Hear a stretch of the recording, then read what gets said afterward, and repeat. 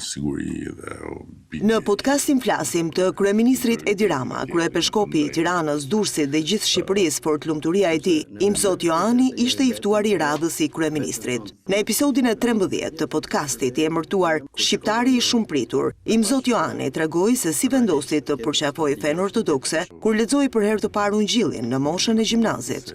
Në vitin e 4 të gjimnazit, më ra dorë një libër që ishte Ungjilli. Kur i lexova për herë të parë, ndodhi diçka thellë brenda meje. Kryeministri Rama tregoi njohjen e hershme me kryepeshkopin Joan.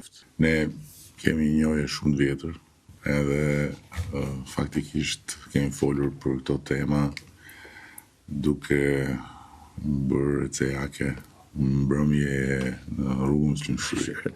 Ndërsa tregoi fillesat e rrugtimit të tij si prift, kryepeshkopi Joan tregoi se në vitin 1992 kontaktoi me kryepeshkopin Anastas dhe u kthye në Shqipëri pas qëndrimit të tij në Shtetet e Bashkuara. Në 92-shin kontaktova me të.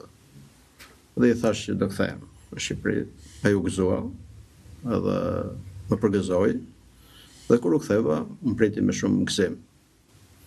Edhe kryepeshkopi është një tjetër figurë e ndritur në historinë e kishës tonë, bëri të mundur rindërtimin nga Gërmadha, me durim të madh dhe me dashuri për kishën. I pyetur mbi raportin me Fanolin, Imzot Joani u shpreh se puna e tij është e pabesueshme dhe përkthimi i tij është i papërsëritshëm.